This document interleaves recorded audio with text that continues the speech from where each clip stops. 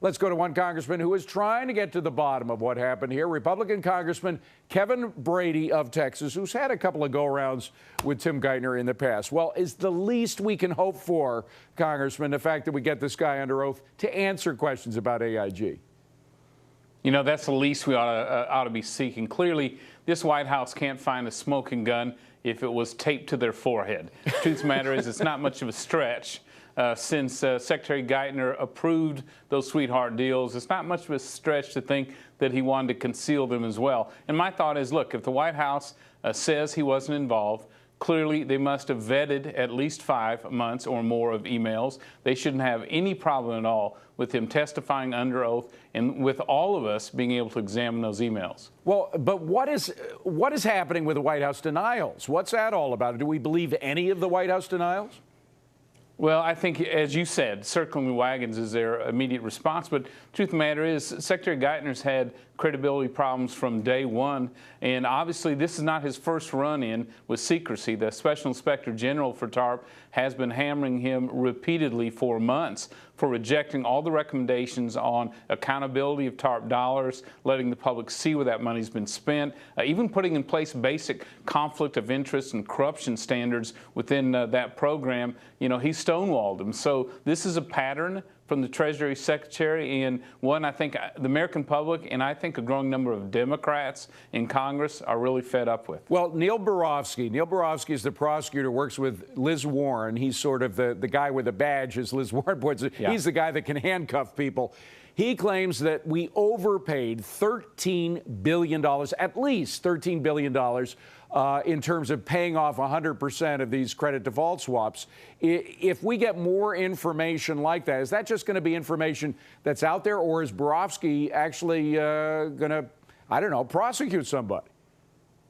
Well, I'll tell you what, he's been as diligent as anyone in actually opening all this up or attempting to for the American public to see it. Again, I think why Congressman Darrell Issa is right on the money, asking for these hearings, asking him for Secretary Geithner to sit under oath so we can get to the bottom of it. But of course, you know, I think this plays into just that bigger picture of his whole role from the beginning as Fed chairman in New York, intimate operations within the bailout, his whole handling, I think, as a point man on the economic recovery, and now this, he's a real drag on this administration. Well, Congressman, first of all, that's only one. ISIS committee is just one committee, the Congressional Oversight. Why not also on your committee?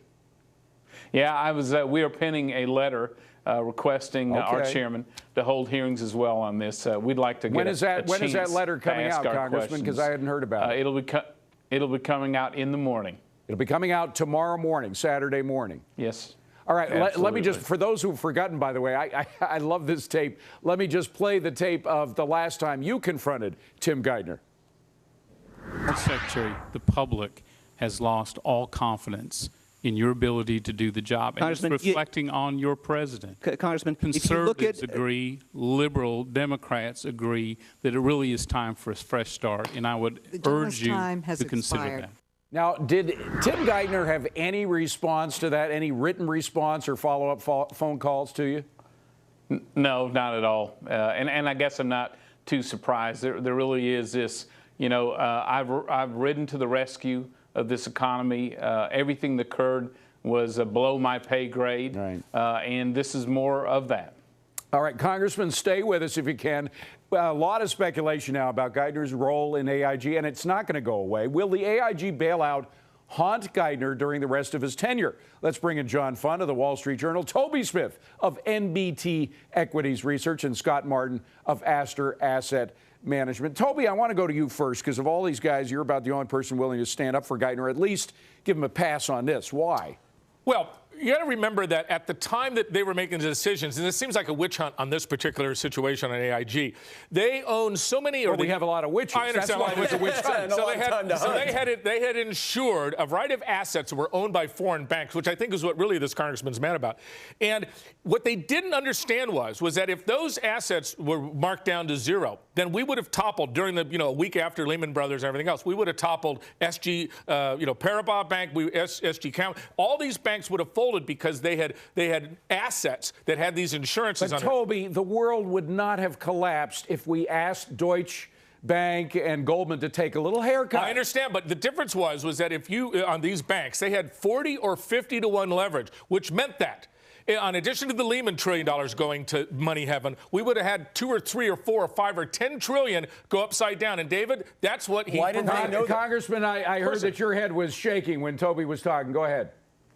Well, I was just going to say, the question here is not if all those were going to be marked and discounted to zero. It was as if they were going to be discounted to at least market value, right, or at least we could take a haircut that saved taxpayers Well, dollars. not to be too technical, Congressman, but what they would have had to have done is they had to take it from Tier 1 assets, which they could borrow against, to below Tier 1 assets, which meant they would have concomitantly had to sell. Right, $700 billion of stuff. Is it too much, even if you buy everything, Toby says, and I don't, but is it too much to ask Mr. Geithner to come and testify under oath about these things?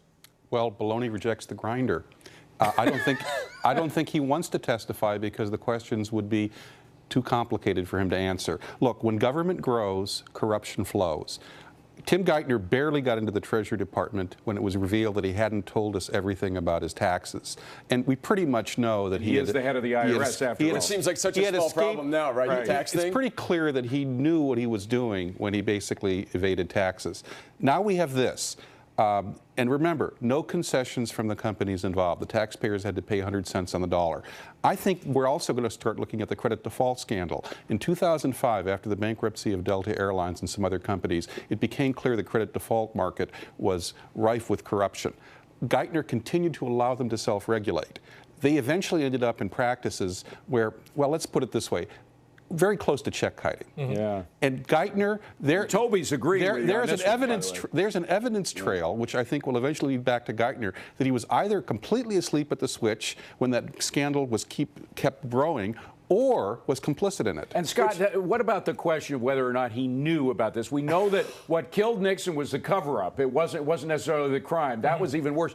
Do you think he's got trouble now in terms of covering Tiger Woods about cover-up, right? Exactly. David, I mean, it's really refreshing for me to find out that, yeah, a multi-billion-dollar deal like this doesn't make it all the way up to Tim Geithner. Are you kidding me? You're letting other people make these decisions when we're talking about bailing out AIG like this, backdoor bailout. Also, guys, I mean, look at the trend now. We started with this AIG thing when he's getting confirmed. God knows what's been going on since.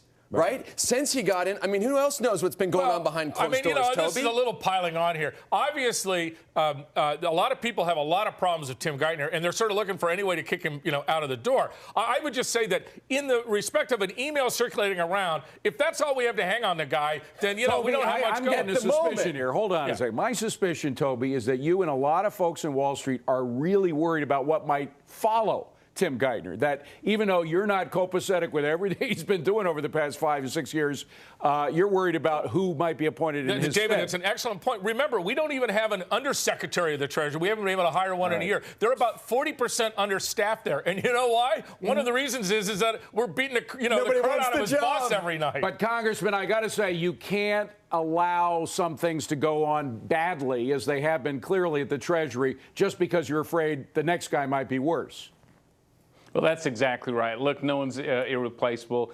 He doesn't walk on the recovery water around here. I think, and the truth of the matter is, you talk to Democrats privately, they are seething about the Treasury Secretary. They feel like he's an anchor around this administration's neck, and soon around theirs. I think you're going to see a lot more pressure, internal and more public, to see him go. What are the Democrats who are against Geithner most against him for? It's probably not the same things we're against him for, right?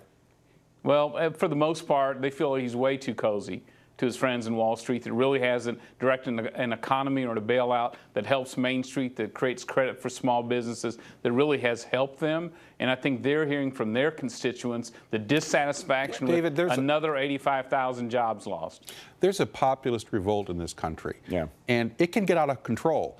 If the way to contain the populist revolt is to have accountability.